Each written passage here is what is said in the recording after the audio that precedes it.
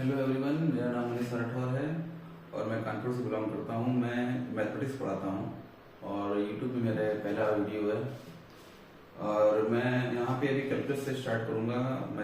और मेरा जो मैं बेसिक से पढ़ाऊँगा तो 11th 12th और जेई लेवल के बच्चे भी मुझे देख सकते हैं और मेरे क्वेश्चंस सिंपल भी होंगे और टफ भी होंगे, जेई के लेवल के भी होंगे। तो आप लोग मुझे ये मेरी फर्स्ट वीडियो यूट्यूब में, मैंने यूट्यूब में वीडियो नहीं डाली, तो आप देखिए कैसा है, कैसा लग रहा है आपको। और आपको अच्छा लगता है तो मुझे कमेंट करके बताइएगा कि मैं और वीडियो बनाऊंगा और मैं यूट्यूब में ही पूरा कैलकुलस का सिलेबस कंप्लीट करूँगा अगर आप लोग को अच्छा लगेगा तो। बहुत से बच्चों को मुझे पता है तकलीफ होती है, जो 12th में है, जेई की तैयारी कर रहे हैं, बहुत सारे कॉन्सेप्ट उनके रह जाते हैं, कुछ चीज़ें नहीं समझ में आती, उसकी वजह से पूरा चैप्टर ही गायब हो जाता है, समझ में नहीं आता है। तो आप देखिए, मैं पढ़ाता हूँ आपको कैसे, क्वेश्चन भी सॉल्व करवाऊंगा पूरे, मैं आपको एक एक हर चैप्टर वाइज पढ़ाऊंगा, क्वेश्चन सॉल्व कराऊंगा और आपकी प्रॉब्लम सॉल्विंग एबिलिटीज को मैं बढ़ाऊंगा, कैसे सोचना है, कोई क्वेश्चन सामने आपको कैसे समझना है, कैसे स्टार्ट करना है। तो धीरे धीरे मैं पूरा डेवलप करूंगा। तो स्टार्ट मैं आपको कैलकुलस से कर रहा हूँ। तो कैलकुलस में अगर देखा जाए तो कैलकुलस में देखिए, कैलकुलस में को हम दो भागों में बांट सकते हैं। कैलकुलस में हम एक डिफरेंशियल कैलकुलस है और दूसरा है इंटीग्रल कैलकुलस। तो जब हम पढ़ेंगे तो उसको दो भागों में बांट लेते हैं। पहले मान लेते हैं कि डिफरेंशियल कैलकुलस अलग पढ़ना है या इंटीग्रल अलग पढ़ना है। छोटा छोटा, अगर एक साथ से पूरा पढ़ने की कोशिश करेंगे तो नहीं होगा, छोटे छोटे पार्ट पढ़ना है। उसके बाद देखिए, डिफरेंशियल कैलकुलस में हमारे 6 चैप्टर आते हैं, रिलेशन एंड फंक्शन। इसमें फंक्शंस क्या होते हैं, डेफिनेशन क्या है और फंक्शंस किस तरह के होते हैं, कितने टाइप के होते हैं, कैसे उनको सॉल्व करना है, डोमेन क्या है, रेंज क्या है, इसे हम बताएंगे फंक्शंस में। उसके बाद इसमें लिमिट्स है, डिफरेंशिएशन है, कंटिन्यूटी है, डिफरेंशिएबिलिटी है, एप्लीकेशन डेरिवेटिव और मोनोटोनिसिटी एंड मैक्सिमम मिनिमा। तो 1 2 3 4 5 6 चैप्टर हमको कैलकुलस, डिफरेंशियल कैलकुलस में पढ़ना है। ठीक है, वन बाय वन हम चैप्टर को पढ़ेंगे। उसके बाद और हर चैप्टर में क्वेश्चन सॉल्व करेंगे। जितने ज्यादा क्वेश्चन सॉल्व करेंगे, जितना आप बैठ के सॉल्व करेंगे, वो उतना ही आपका डेप्थ क्लियर होगा। और मान लीजिए कि जब ये वीडियो खत्म होगी, जब आप मेरे पूरा समय आपको पूरा पढ़ा दूंगा, तो आपकी कैलकुलस को सोचने की एबिलिटी कुछ और होगी, आपकी क्वेश्चन सॉल्व करने की एबिलिटी कुछ और होगी। इंटीग्रल कैलकुलस में 3 चैप्टर है, indefinite integration, definite integration, area of curve. कहने के 3 चैप्टर है, लेकिन ये कैरेक्टर लेंथी चैप्टर है। डेफिनेट इंटीग्रल भी, डेफिनेट इंटीग्रेशन भी और एरिया ऑफ कर्व्स भी। तो जब हम डिफरेंशियल कैलकुलस कंप्लीट कर लेंगे 1 बाय 1, उसके बाद हम इंटीग्रेशन में आएंगे, इंटीग्रल कैलकुलस में आएंगे। और उसके बाद हम एक लास्ट मेथड बचता है, ये डिफरेंशियल इक्वेशन। ये दोनों ही यूज होता है इसमें डिफरेंशिएशन भी यूज होता है और इंटीग्रेशन भी यूज होता है। तो डिफरेंशियल कैलकुलस का भी यूज होगा और इंटीग्रल कैलकुलस का भी यूज होगा इसमें। इसको सबसे लास्ट में पढ़ेंगे, डिफरेंशियल इक्वेशंस को।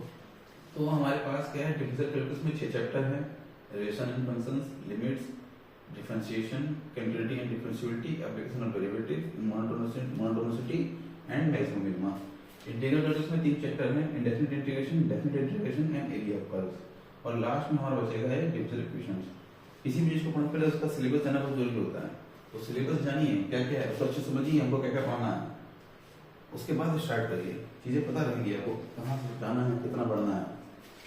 तो फिलहाल मैं आपको अभी मैं रिलेशनल फंक्शंस स्टार्ट कर रहा हूँ। यहाँ पे इस वीडियो में मैं स्टार्ट कर देता हूँ। ऐसे धीरे धीरे मैं वीडियो बनाता रहूंगा, तो 1 बाय 1 सारे चैप्टर मैं आपको करूँगा।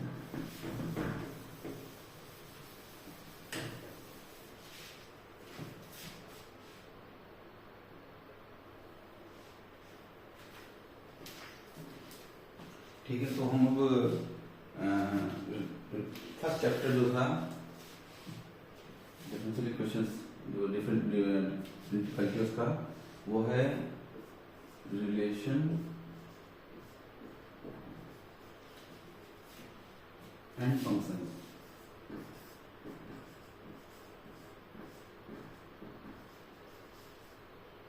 उम्मीद है कि जो आप लोगों ने नोट कर लिया होगा, जब मैंने आपको सारे सिलेबस लिख के दिया था, बाकी बुक्स में मिल जाएगा, लेकिन बुक्स में होना और यहाँ लिखना, आपको नोट करने से मतलब नहीं, आपको पता होना चाहिए, आपके माइंड होना चाहिए कि मुझे क्या क्या पढ़ना है। तो पहले चैप्टर है relation and functions. Relation and function में हम स्टार्ट करते हैं डेफिनेशन ऑफ रिलेशन क्या होता है। रिलेशन इतना इंपॉर्टेंट नहीं है, रिलेशन ज़्यादा वेटेज भी नहीं है, ज़्यादा आता भी नहीं है, तो मैं आपको डेफिनेशन बता के फंक्शन पढ़ाने लग जाऊंगा। तो रिलेशन क्या होता है?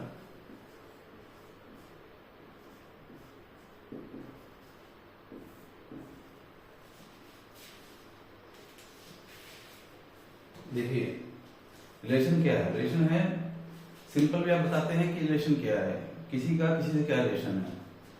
मेरा मेरी बहन से क्या रिलेशन होगा, भाई बहन का। वैसे ही रिलेशन क्या करता है, दो सेट, एक सेट ए है और एक सेट है बी।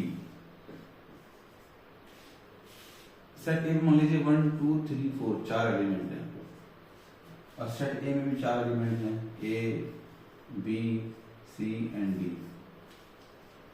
तो रिलेशन क्या करता है, रिलेशन जो है वो ये बताता है कि सेट ए की सेट बी से क्या रिलेशनशिप है, सेट ए और सेट बी किस तरह से जुड़ा है। तो इसकी डेफिनेशन क्या है, रिलेशन क्या है। अगर हम ए क्रॉस आप, तो सेट ए क्या हो गया, अगर सेट आपको लिखना आता होगा, आपने अलजेब्रा में पढ़ा होगा अगर, तो 1 2 3 4 ये हो गया सेट ए, और सेट बी क्या हो गया, ए बी सी डी। तो रिलेशन की डेफिनेशन क्या है कि relation is a subset of A cross B. या तो इक्वल टू होगा या सबसेट होगा, उसको बोलते हैं रिलेशन। तो अगर इसमें निकालेंगे तो कितने सारे, ए क्रॉस बी क्या आएगा, ए क्रॉस बी क्या आएगा, 1 ए 1 बी 1 सी 1 डी। ऐसे करते रहेंगे, फिर 2 से स्टार्ट होगा, 2 ए 2 बी, ऐसे स्टार्ट होगा 3 ए, फिर 4 ए, सारे एलिमेंट आएंगे, 4 बी भी आएगा, तो 16 एलिमेंट आएंगे, 16 टोटल। 4 क्रॉस 4 कितना हो गया, 16 एलिमेंट आएंगे। तो चाहे एक एलिमेंट ले लें, सारे एलिमेंट ले लें, और चाहे कोई भी पेयर ले लें, चाहे किसी तरह से इनमें से ले लें, ए क्रॉस बी का कोई भी सबसेट बनेगा उसको हम रिलेशन बोलेंगे। और जरूरी नहीं कि कोई भी रिलेशनशिप हो, बस सेट ए सेट बी से जुड़ना चाहिए। कोई थर्ड एलिमेंट, मतलब एलिमेंट जो है ये नंबर 3, ये किसी से जुड़ गया, मान लीजिए बी जुड़ गया, सी जुड़ गया, अगर वो हमने ले लिया, उठा लिया, तो सेट और ए और बी रिलेटेड हो गया।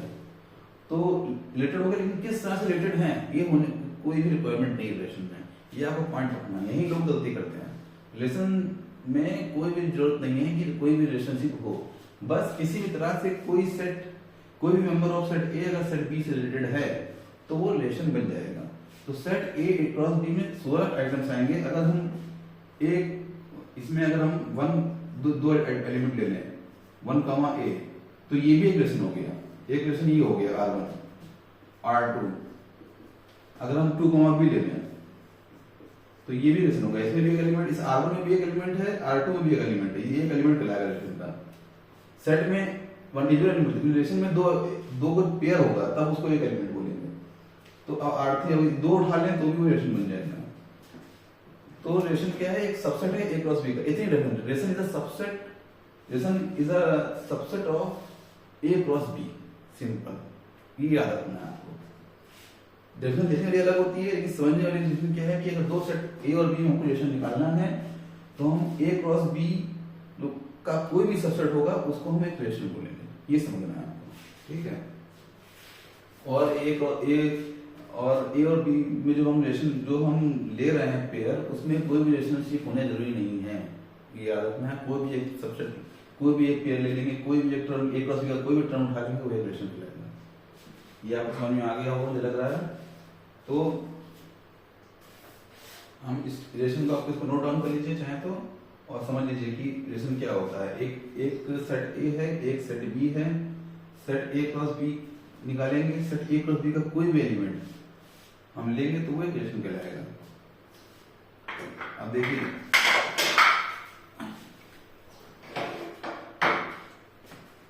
तो सेट रिलेशन फिर से क्या था ये बता देता हूँ। Relation is a relationship between A and B. A और बी आपस में जुड़ना चाहिए। तो ए क्रॉस बी करने का मतलब दोनों को मल्टीप्लाई किया, आपस में जोड़ा, उसका कोई भी एलिमेंट उठा लेंगे तो यहाँ पे 1 एस जुड़ गया है। तो 1 एस जुड़ा मतलब सेट ए सेट बी जुड़ गया, तो उसमें ये एक R1 इक्वेशन हो गया। ए क्रॉस बी भी इक्वेशन है, ये भी इक्वेशन ए क्रॉस बी, और इसका सबसेट भी इक्वेशन। समझ में आ गया पूरी तरह से? तो इसको हम ये खत्म करते हैं, इसको नोट कर लीजिएगा, समझ लीजिएगा, जब कुछ तरह लिखना है उस तरह लिख लीजिएगा। और हम यहाँ इसको यहीं छोड़ते हैं क्योंकि हमको अभी आगे काफी ये पढ़ना है, इसका इतना वेटेज नहीं है, कई तरह इसके टाइप्स भी होते हैं रिलेशन के। आप बताएंगे कहेंगे तो मैं अलग से वीडियो बनाकर दे दूंगा उसका। अब आते हैं इंपॉर्टेंट चीज पे, फंक्शंस।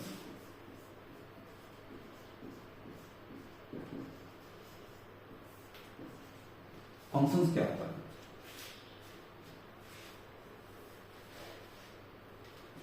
फंक्शंस क्या है? आप देखिए रिलेशन और फंक्शन डिफरेंस क्या आ गया, ये पकड़ने की बात है जो बहुत इंपॉर्टेंट है। ये भी फंक्शन इज अ रिलेशन। ये ए है, ये सेट बी है, 1 2 3 4 ए बी सी। डेफिनेशन पढ़ने के बाद हम जल्दी आगे के क्वेश्चन डबल रेंज में आएंगे, हो जाता है वही आता है मेनली। लेकिन अभी फिलहाल डेफिनेशन भी याद रखेंगे तो हम आगे की चीज पढ़ना में प्रॉब्लम होगी। डेफिनेशन बनाना जरूरी है। देखिए रिलेशन में क्या था कि ए क्रॉस बी का कोई भी एलिमेंट उठा लेंगे तो वो रिलेशन बन जाएगा। जैसे एक रिलेशन R1 ये भी था, 1 ए, ये भी एक रिलेशन है। कोई भी जरूर इसमें जरूरी नहीं है कि इसमें कुछ खाली छूट जाए और या फिर सारे एलिमेंट रिलेटेड होने चाहिए, कोई एलिमेंट बचना नहीं चाहिए, इस तरह का कोई रूल नहीं है। फंक्शन में क्या है, फंक्शन की डेफिनेशन क्या बोलती है? देखिए सबसे पहले मैं डेफिनेशन लिखता हूँ, इसको नोट कर लीजिएगा, बहुत जरूरी है। फंक्शन क्या होता है, डेफिनेशन फंक्शन की। Function is a relation. Function क्या है? फंक्शन एक रिलेशन है जिसमें every element of set A का सारे element is related to 1 and only 1 element of set B. Function एक ऐसा रिलेशन है जिसमें सेट ए के सारे एलिमेंट, सारे इंपॉर्टेंट वर्ड है, एलिमेंट सेट बी के केवल एक और एक एलिमेंट से ही जुड़े होंगे। तो सेट पहला क्या है? सारे एलिमेंट, मतलब सेट ए में कोई भी एलिमेंट बचना नहीं चाहिए खाली।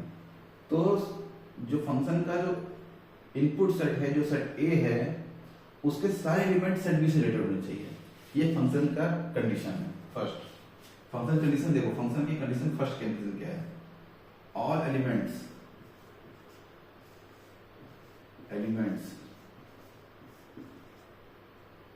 Of set A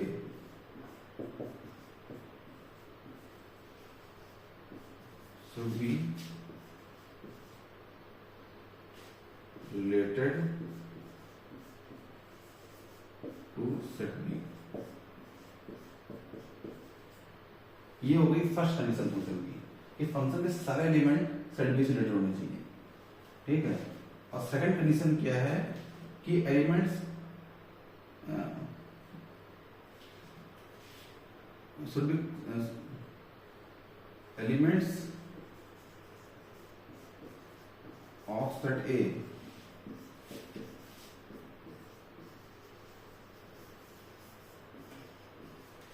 related to 1 and only one element of set B। ठीक है, दो कंडीशन याद रख लीजिए अच्छे से कि क्या है कि जैसे कि मैं आपको यहाँ पे लिख के दिखाता हूँ। जहां प्रॉब्लम हो, आपको कुछ समझ में आया मेरे कमेंट कर दीजिएगा। तो मैं आपको और अगली वीडियो में समझा दूंगा। कहने का मतलब क्या है कि all elements of set A should be related to set B. तो अगर हम इसको इस तरह से छोड़ दें, बस इतना ही है, 1 कॉमा ए 2 कॉमा बी 3 कॉमा सी, इतना ही है। तो यहां पे क्या हो गया, 4 बच गया, सेट ए में 4 बच गया, तो ये फंक्शन नहीं कहलाएगा, क्योंकि every element of set A should be connected to set B. सारे एलिमेंट सेट ए के सेट बी से कनेक्ट होने चाहिए, पहला कंडीशन ये। और elements of set A should be connected related to one and only one element of set B. अब ये एक सेट है, अब देखिए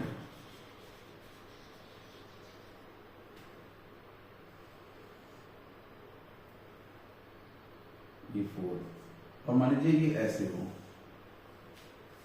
ठीक। इसमें क्या हो जाएगा, 1, इसमें क्या होगा, जो तीसरा नंबर 3 वाला जो एलिमेंट है वो सी से भी कनेक्ट हो गया और डी से कनेक्ट हो गया, मतलब 3 सी भी फंक्शन का पार्ट है, 3 सी। तो फंक्शन में क्या होता है, एक इनपुट रखने पर एक ही आउटपुट आएगा। तो 3 का सी जो एक एलिमेंट 2 से कनेक्ट कर सकता है, तो ये एक फंक्शन नहीं है। यहाँ पे 4 बटन, एक कोई एलिमेंट सेट ए में बताना चाहिए और कोई भी एलिमेंट 2 से कनेक्ट होना चाहिए। हाँ, ये हो सकता है, ये हो सकता है, इसमें ऐसा कुछ नहीं बोला गया।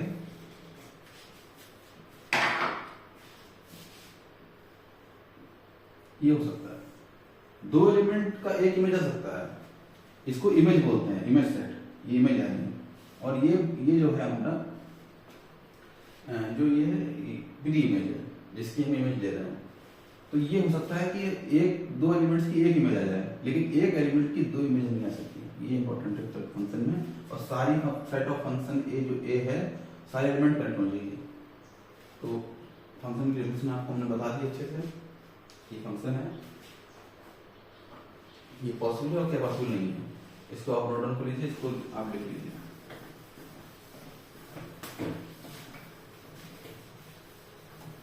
डेफिनेशन पार्ट है और समझना पड़ेगा आपको। तो हमने अभी तक क्या पढ़ा है आपको, फिर से बताता हूँ, आप 5 मिनट क्लियर हो जाए फंक्शन के। कि फंक्शन में ए बी 1 2 और एग्जाम्पल बताता हूँ आपको, 3 ए बी सी। यहाँ पे मान लीजिए इसकी सेट में 3 एलिमेंट है, तो ये 2 एक्सटेंट है, तीसरा एक्सटेंट है, तो ये भी एक फंक्शन है। यहाँ पे सीधी बच सकते हैं, कोई दिक्कत नहीं, यहाँ पे बचना चाहिए। तो यहाँ पे देखिए क्या कंडीशन थी पहली, कि सारे एलिमेंट कनेक्ट होने चाहिए, बी से कनेक्ट है, और किसी भी एक एलिमेंट की 2 इमेज नहीं होनी चाहिए, तो वो भी नहीं आ रहा, तो ये फंक्शन है।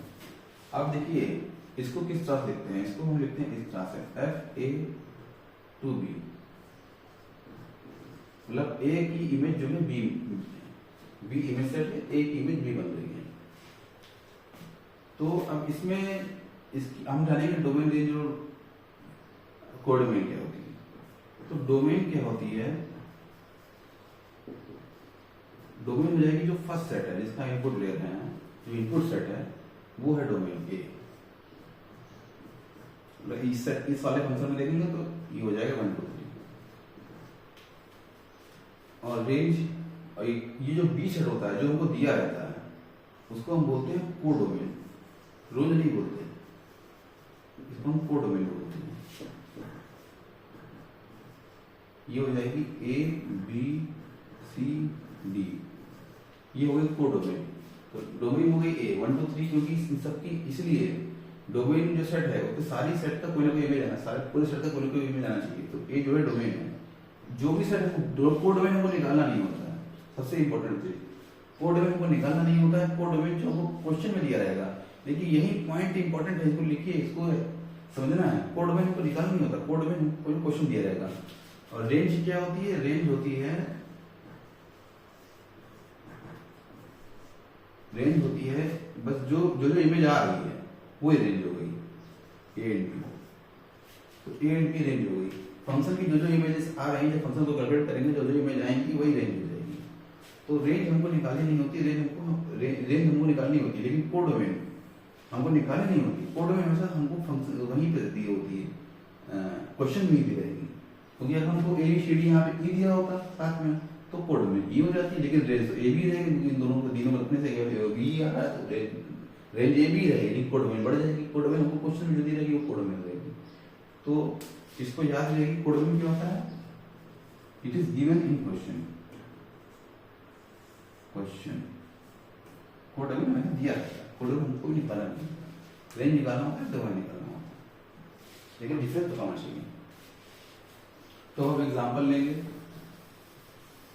एग्जाम्पल करेंगे फंक्शन का एक,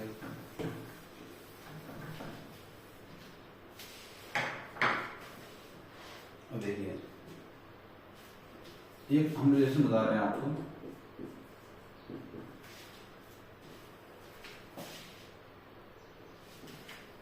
तो हम लोग क्वेश्चन करेंगे, क्वेश्चन करने से मेन समझ में आएगा। डेफिनेशन आप बता दिए, डेफिनेशन के पॉइंट आप लिख लीजिए, आपको अच्छे से समझ लीजिए, लेकिन आपको क्लियर नहीं होगा, आप क्वेश्चन करेंगे तो सब क्लियर होंगे। हम क्वेश्चन कराएंगे आपको जल्दी जल्दी, तो आपको समझ में आएगा क्या होता है। एक रिलेशन को दिया हुआ है, देखिए रिलेशन समझते हैं। रिलेशन में बताया था कि कोई भी सेट है A and B, A cross B का कोई भी सबसेट एक रिलेशन होता है। तो एक रिलेशन को ही दिया हुआ है 2,3 और 2,5, जल्दी करेंगे ताकि आपको ज्यादा क्वेश्चन करेंगे तो समझ में आएगा। एक क्वेश्चन को बहुत काफी देर तक करेंगे तो समझ नहीं आएगा, जहां जरूरत होगी तो वहां पे देर करने करेंगे। और 6 ये रिलेशन दिया हुआ है, देखिए कोई दो सेट होंगे, एक कोई सेट होगा कोई सेट बी होगा, उनको ए क्रॉस बी का कोई भी एक सबसेट उठा लिया है, वो रिलेशन होता है डेफिनेटली। तो हमने एक रिलेशन दिया हुआ हमको R1 दिया हुआ 2,3, 2,5, 3,3, ये पूछ रहा है फंक्शन है कि नहीं है। अब देखिए फंक्शन की डेफिनेशन क्या थी कि कोई भी एक एलिमेंट सेट ए का सेट बी के दो एलिमेंट से जुड़ना चाहिए। तो यह देखिए 2,3 है और 2,5 है, तो दो जो है वो 3 से जुड़ा है, दो जो है 5 से जुड़ा है। तो ये क्या हो गया, ये फंक्शन नहीं है, it's not a function, it's not a function. आसान, जब आपको डेफिनेशंस क्लियर रहेंगी तो क्वेश्चन बहुत आसान हो जाएगा। दूसरा क्वेश्चन उठाएंगे, देखिए R2 1,2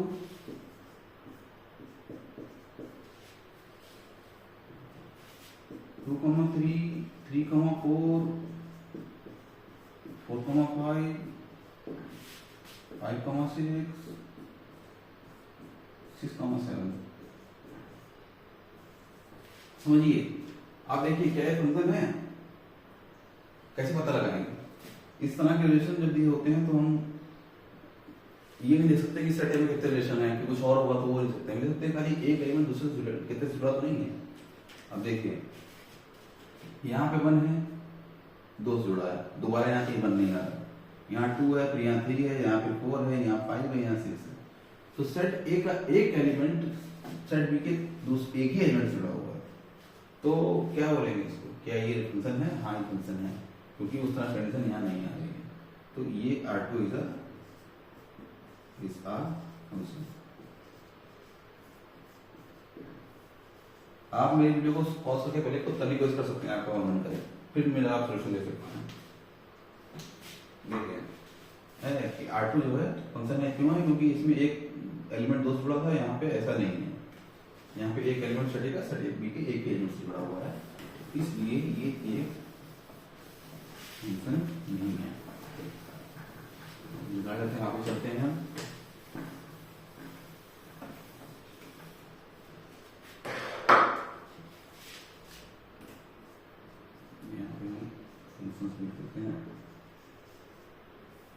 थोड़ा जगह खाली होगी। आप देखिए, अब आपको एक नई चीज पढ़ते हैं, vertical line test. Vertical line test किस लिए टेस्ट है? To know if it is a function और नॉट, ये जानने के लिए कि दिया हुआ रिलेशन है फंक्शन है कि नहीं है। देखिए कैसे करना है। एक ग्राफ बनाना आपको अगर नहीं भी आता होगा तो वो भी मैं धीरे धीरे करके जब आगे बढ़ूंगा तो ग्राफ भी कुछ फंक्शन से बनाता रहूंगा, आप ग्राफ बनाने का, और बाद में एक वीडियो भी अगर आप बोलेंगे मुझे तो वीडियो बनाऊंगा ग्राफ बनाने का। तो ये फंक्शन है, हमको ऐसा दिया हुआ है फंक्शन जिसका ग्राफ ऐसे है कुछ, ये कोई फंक्शन का ग्राफ है, हमें बताना है कि कोई भी ग्राफ है, फंक्शन का ग्राफ नहीं, पहले से फंक्शन बोलने में गड़बड़ हो जाएगा। ये ग्राफ दिया हुआ है, हमें बताना है कि ये फंक्शन है कि नहीं। तो क्या ये फंक्शन है, कैसे देखेंगे? तो यहाँ पे क्या है, जब भी हमको ये इस फंक्शन को इधर इस तरह दिया है, मान लीजिए y equal to f x, ठीक है, तो x क्या होता है इनपुट, ये x एक्सिस होता है। देखिए किस तरह से हम फंक्शंस को कोऑर्डिनेट एक्सिस में एज्यूम करते हैं। पहले हमने ए बी सी डी में देखा, अभी ए और एक साइड ए था एक साइड बी था, ए क्रॉस बी किया तो वो हमारा फंक्शन आ गया। तो ये x एक्सिस है और ये y एक्सिस है। तो x एक्सिस का कोई एलिमेंट हम यहाँ से उठाएंगे, मान लीजिए 1, तो यहाँ पे y की वैल्यू आ रही है 2, तो 1,2 क्या हो गया, एक पार्ट ऑफ फंक्शन हो गया 1,2, क्योंकि x एक्सिस क्या है, इनपुट साइड है, y एक्सिस क्या है, आउटपुट साइड है। यहाँ सेम फंक्शन इस तरह से निकलता है। तो क्या ये फंक्शन है? तो हम ये देखेंगे कि फंक्शन क्या बोलता है कि x इनपुट के एक वैल्यू के लिए आउटपुट की 2 वैल्यू चाहिए। यहाँ पे इसका x एक्सिस है, तो x एक्सिस की एक वैल्यू, x की एक वैल्यू के लिए y की 2 वैल्यू आनी चाहिए। सिंपल, x की एक वैल्यू के लिए y की 2 वैल्यू आनी चाहिए। कहाँ से निकल के आया है, स्टार्टिंग से निकाल के आया है। तो समझ में आ रहा होगा आपको। तो देखो हम अब क्या करेंगे, हम वर्टिकल लाइन टेस्ट क्या होता है कि अगर हम एक वर्टिकल लाइन खींचे, ये किसके लिए है, ये x इक्वल टू 1 पे है लाइन खींची, ऐसे मान लीजिए x इक्वल टू 1 पे की, मतलब x इक्वल टू हम 4 पे लाइन खींचे तो भी हमको y की एक वैल्यू मिलेगी, x इक्वल टू 1 पे भी एक वैल्यू मिलेगी। कहीं भी लाइन खींचेंगे तो हमको एक वैल्यू मिलेगी। अगर हम एक भी लाइन ऐसे खींच पाए कि जहां पे हमको x की 2 वैल्यू मिल जाएंगी तो वो फंक्शन नहीं कहलाएगा, एक भी लाइन खींचने का ऐसी, ठीक है। तो हमको क्या पता लगा कि ये एक फंक्शन है, क्योंकि हम कोई भी लाइन खींच लेंगे तो हमेशा x की एक वैल्यू पे y की एक ही वैल्यू मिल रही है, इसलिए ये एक फंक्शन है जो हमारा दिया हुआ ग्राफ है, ठीक है। अब नेक्स्ट ग्राफ देखते हैं।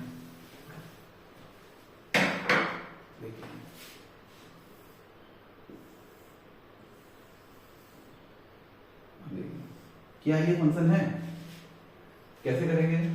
ये x एक्सिस है, ये y, तो हम कोई लाइन खींच पाएंगे, यहाँ लाइन खींचेंगे अगर वर्टिकल लाइन, तो ये यहाँ पे y को एक ये फंक्शन, ये जो हमारा कर्व है उसको एक जगह पर काट रही है, फंक्शन नहीं बोल सकते, कर्व को एक जगह पर काट रही है। लेकिन अगर हम यहाँ खींचेंगे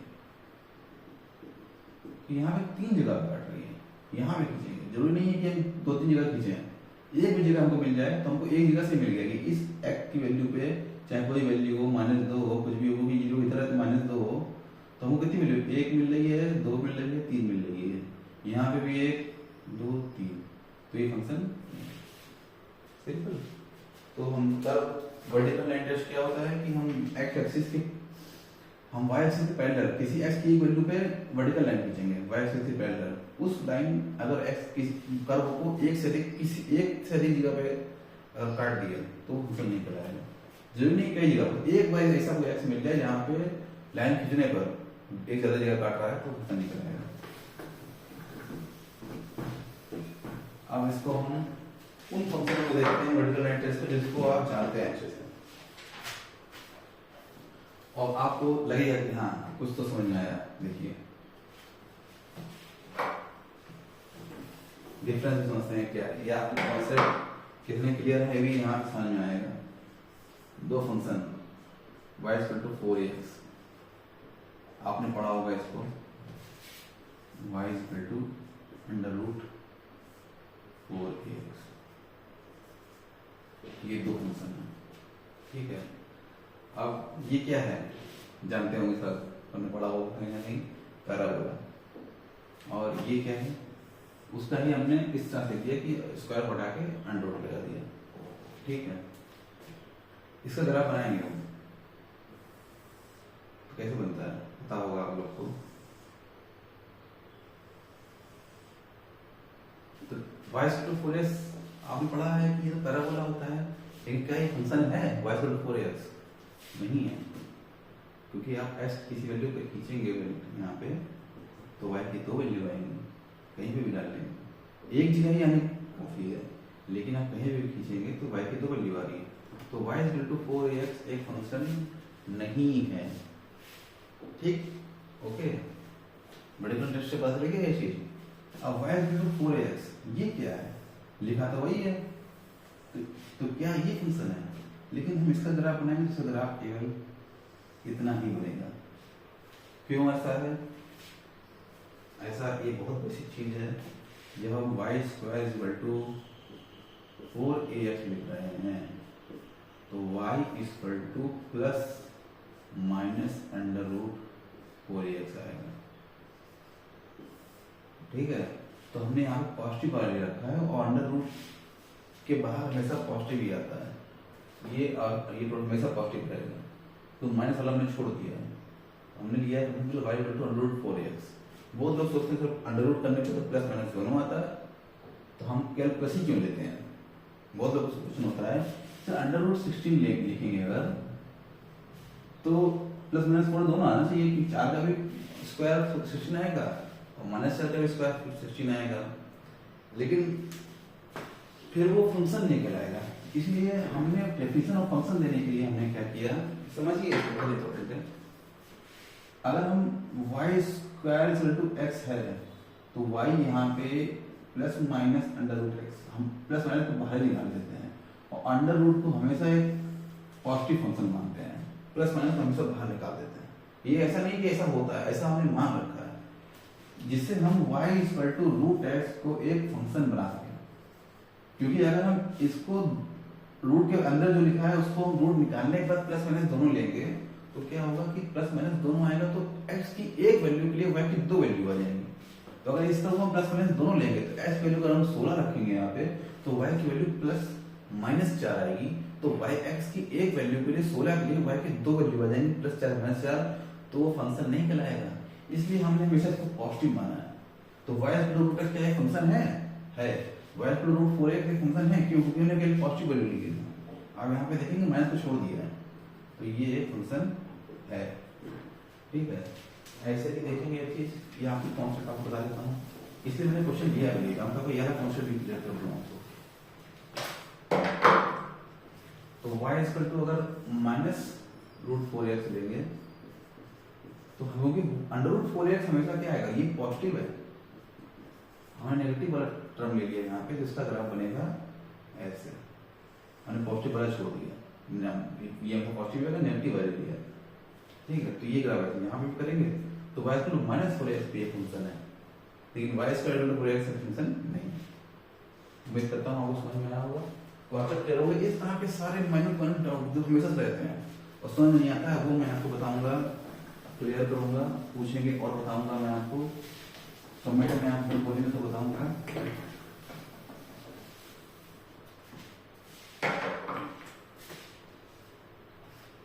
चलिए अब 2-4 क्वेश्चन करते हैं। डोमेन फंक्शन के में डोमेन वगैरह क्या होती है, रेंज क्या होती है, जो सेट एरिया होता है वो डोमेन होता है। तो हम डोमेन और दूसरा क्वेश्चन के डोमेन रेंज करेंगे और इस क्लास में यही खत्म करेंगे, नेक्स्ट क्लास में देखेंगे। देखिए डोमेन और रेंज निकालें, फंक्शन की डोमेन और range, domain and range.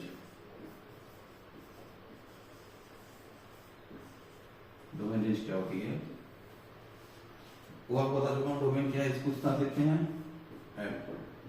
A to be.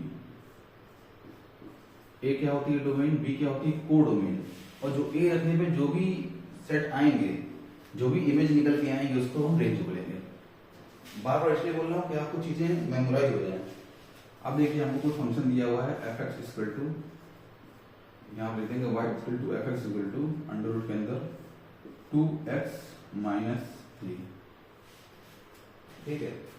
तो इसका हमें डोमेन और रेंज निकालना है, तो ये थोड़ा कठिन हो जाएगा। अभी कठिन तो नहीं होगा, लेकिन पहले सिंपल से स्टार्ट कर देते हैं। देखिए सिंपल कर देते हैं, f x equal to x. कैसे निकालते हैं डोमेन एंड रेंज?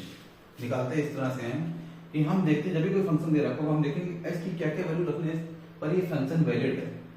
एक्स की कोई ऐसी वैल्यू तो नहीं है जिसको रखने से ये फंक्शन हम डिटरमाइन ना कर पाए, वैल्यू डिटरमाइन ना कर पाए। तो एफ इक्वल टू एक्स जो है, देखिए एक्स की आप कोई वैल्यू रखेंगे यहाँ पे, चाहे माइनस में रख लीजिए, चाहे प्लस में रख लीजिए, चाहे पॉइंट रख लीजिए, कुछ रख लीजिए, एफ इक्वल टू एक्स एक ऐसी हर वैल्यू के एक्स की वैल्यू आएगी, तो उसकी डोमेन ऑल रियल वैल्यूज आ जाएंगी। तो इसकी डोमेन क्या हो जाएगी, डोमेन कि ऑल रियल वैल्यू सेट बोलते हैं आर, ऑल रियल वैल्यू बोलते हैं आर सेट। इसकी होता मतलब माइनस इन्फिनिटी से प्लस इन्फिनिटी के सेट को हम क्या बोलते हैं आर। और रेंज भी क्या हो जाएगी, हर y equal to x to x है तो रेंज भी इसकी रेंज क्या हो जाएगी इसकी, वो भी आर हो जाएगी। अब देखिए अगर हमको ये दिया हो y equal to root x दिया हो, देखिए वैल्यू पॉजिटिव आएगी हमेशा, ध्यान रखिए रूट x दिया है, याद समझ में आ रहा है, हमेशा पॉजिटिव होता है। तो s की कोई वैल्यू रखने पर ऐसा तो नहीं कि y की वैल्यू डिफाइन नहीं होगी, हाँ है ऐसा। अंडर रूट नेगेटिव के लिए डिफाइन नहीं होता है, अगर आप यहाँ पे अंडर रूट -16 लिख देंगे तो ये डिफाइन नहीं रहेगा।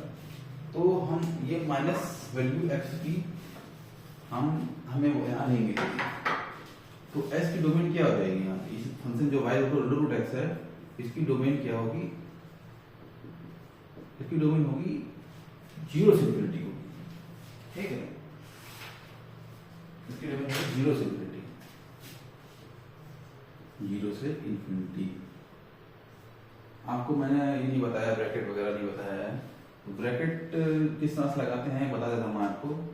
जब भी 0 से इन्फिनिटी मतलब अगर हम इस तरह से लिख रहे हैं कि 0 से इन्फिनिटी, जल्दी बता देता हूँ आपको, 0 से इन्फिनिटी होता है मतलब 0 से इन्फिनिटी के बीच में जितने भी एलिमेंट आ रहे रियल वैल्यू 0.0001 भी आएगा, 2 3 4 5 6 भी आएगा, 2.304 भी आएगा, जितने रियल नंबर होंगे, √2 भी आएगा, √3 भी आएगा, पर रेशनल नंबर भी आएंगे, रेशनल नंबर जितने भी 0 से इन्फिनिटी बीच में आ सकते हैं वो सारे एलिमेंट 0 से इन्फिनिटी में आएंगे, ठीक है।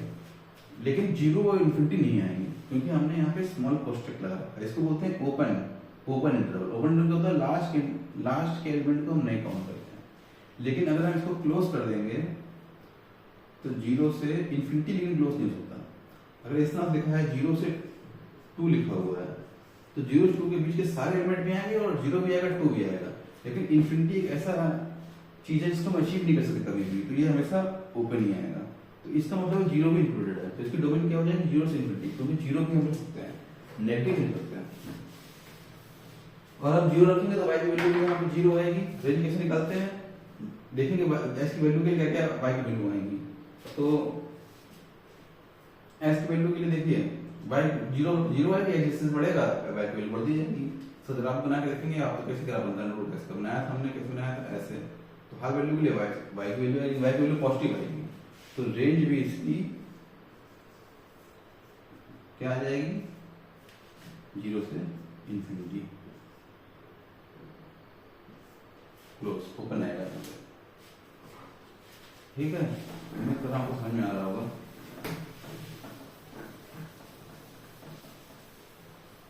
एक और क्वेश्चन करते हैं। अब उस क्वेश्चन पे आते हैं जो मैंने आपको स्टार्टिंग में दिया था, अंडर के अंदर 2x - 3, ठीक है। देखिए रूट फंक्शन हमेशा प्रॉब्लम करता है। रूट फंक्शन का बस यही है कि जातना है कि अंडर रूट दिया हुआ है, इसका मतलब उसके अंदर नेगेटिव नहीं आ सकता। बहुत सिंपल हो जाएगा। देखिए कैसे मैं सब कैसे चीजें सिंपल हो जाएंगी, जैसे जैसे पढ़ाते जाऊंगा आपको समझ में आएगा कि चीजें कैसे सिंपल हो रही है। कठिन से कठिन क्वेश्चन कराऊंगा और सिंपल से क्वेश्चन कराऊंगा। देखिए y = √2x - 3 है, तो ये क्या हो जाएगा, कैसे निकालेंगे मैं, बस अंडर रूट फंक्शन क्या बोलता है कि हाँ अंदर जो है नेगेटिव नहीं होना चाहिए, तो डोमेन निकालेंगे क्या करेंगे, जो इसके अंदर है ये 2x - 3, ये क्या होना चाहिए पॉजिटिव, तो 2x - 3 0 हो सकता है, हाँ 0 हो सकता है क्योंकि अंडर रूट 0 हो जाएगा, 0 डिफाइन है, लेकिन 0 माइनस का .0001 नहीं डिफाइन है।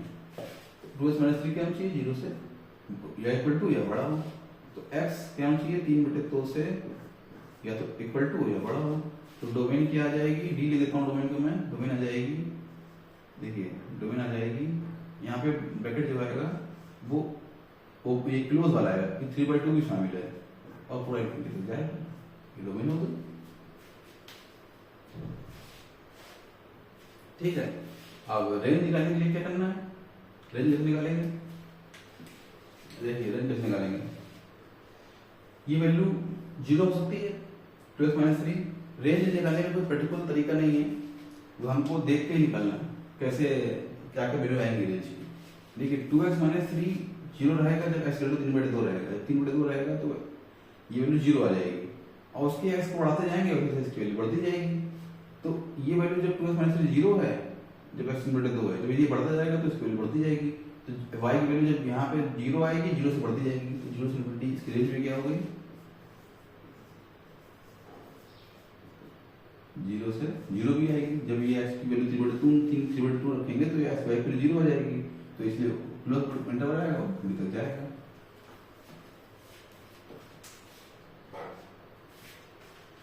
तो हमको क्या ध्यान पता चला कि अंडर रूट फंक्शन क्या बोलता है कि हमारे अंदर नेगेटिव लेना चाहिए। जी याद रखना, डोमेन निकालने के लिए अंडर रूट फंक्शन क्या बोलता है, हमारे अंदर नेगेटिव लेना चाहिए।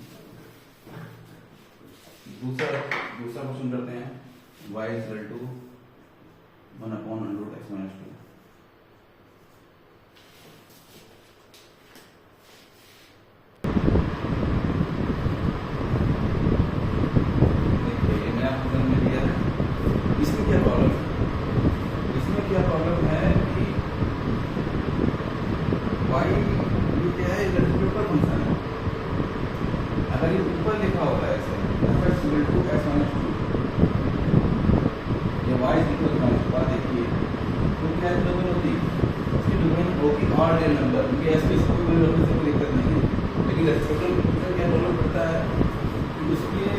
डिनोमिनेटर में जीरो होना चाहिए, डिनोमिनेटर नीचे जीरो होना चाहिए, क्योंकि 1/0 डिफाइन नहीं होता।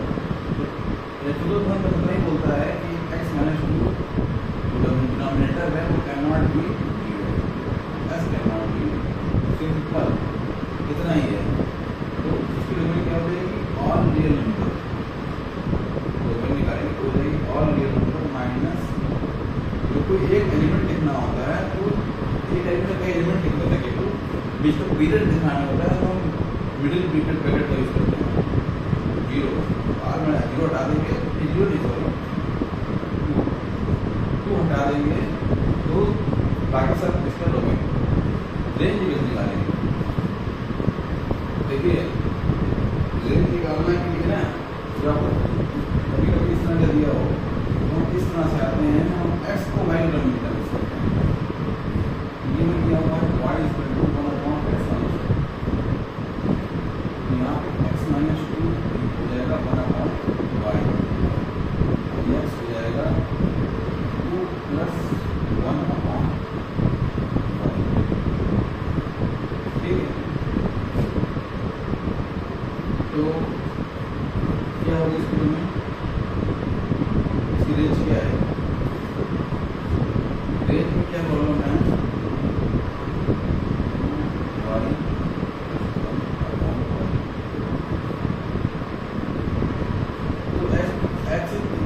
ये देखना है हमको, ऐसे वाई टर्म लेना है, हम देखना है वाई की कौन सी सिंपल सर्किट है, जैसे डोमेन की बात है वैसे उस तरह निकाल लेना है कि वाई की क्या वैल्यू नहीं ले सकते हैं, जीरो, क्योंकि जीरो रखने से एक्स की वैल्यू नहीं लग जाएगी, तो वाई जीरो नहीं हो सकता, ठीक है।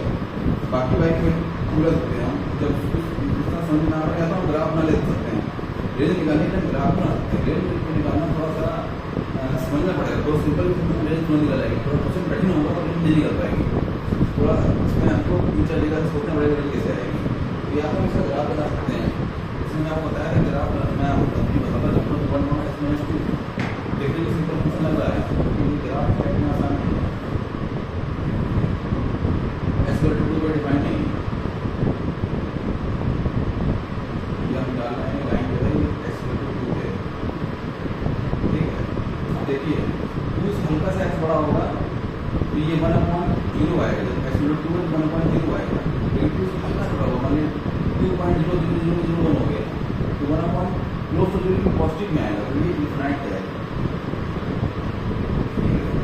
और जब x इन्फिनाइट जाएगा तो इसकी वैल्यू हो जाएगी, ग्राफ हो है ऐसे आगे हो जाएगा, ठीक है। जब x इन्फिनिटी जा रहा है तो हो जाएगा, जब x 2 के पास में आ रहा है तो इन्फिनिटी हो जा रहा है, और जब x 2 के पास में आके x 2 से कम हो जाएगा, हल्का सा कम होगा, तो वैल्यू नीचे से नेगेटिव हो जाएगी, फिर माइनस इन्फिनिटी चला जाएगा यहाँ, और जब x फिर से माइनस इन्फिनिटी चल जाएगा नीचे तो सजा गया।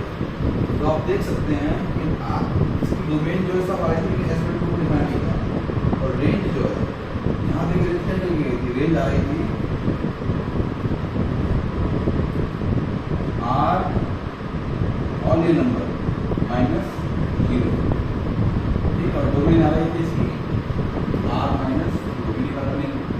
ही नहीं है डोमेन। तो देखिए अब दिख रहा है आज ऐसे इन्फिनिटी हो जाता है और कभी भी वाई की वैल्यू जीरो नहीं आ रही, क्योंकि वाई की जीरो कब आएगी जब ऐसे इन्फाइनाइट होगा। ऐसे इन्फाइनाइट कभी होगा नहीं, बोलते हैं कि एग्जैक्टली इन्फाइनाइट कभी नहीं होगा, तो वाई की वैल्यू जीरो नहीं आएगी। जो इस तरह से इसको हमको सॉल्व करने की वही है, तो ग्राफ में हमको वही देता है। ये 3-4 रास्ते हम लेते हैं तो न्याय से ठीक है। मैं इस वीडियो को यही खत्म कर रहा हूँ, काफ़ी लेंथी वीडियो जा रही है। नेक्स्ट वीडियो में सीधे डोमिनल रेंज से और बहुत सारे फंक्शन की डोमिनल रेंज निकालेंगे, पूरे वीडियो में डोमिनल रेंज निकालेंगे, पूरा क्लियर करेंगे आपको। ठीक है, थैंक यू। अगर आपको मेरा पढ़ाना अच्छा लग रहा है और मेरे प्रोफेशनल आपको अच्छी लग रही है तो आप प्लीज़ लाइक करिए। ऑडियो क्वालिटी हो सकता है थोड़ी ख़राब हो, लेकिन मैं नेक्स्ट टाइम ऑडियो क्वालिटी को चेंज करने की कोशिश करूँगा। और प्लीज़ लाइक करिए, सब्सक्राइब करिए। अगर अच्छा मुझको वो करेंगे तो मैं भी आपको और